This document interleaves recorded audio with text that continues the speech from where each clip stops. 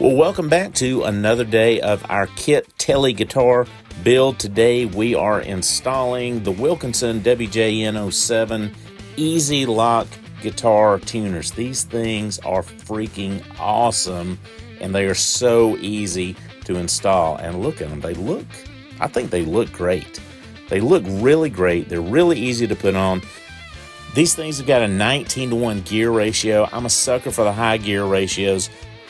This whole process took me less than 15 minutes, and the only tools I needed was a small Phillips head screwdriver and a 10mm deep well socket. I grabbed a socket set at Walmart for like 15 bucks to do this specifically with. Look at how good that looks. It looks amazing.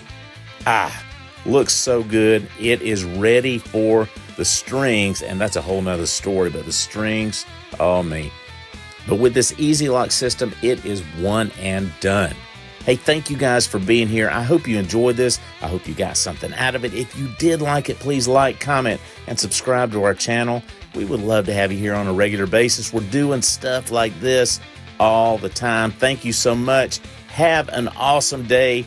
See you next time.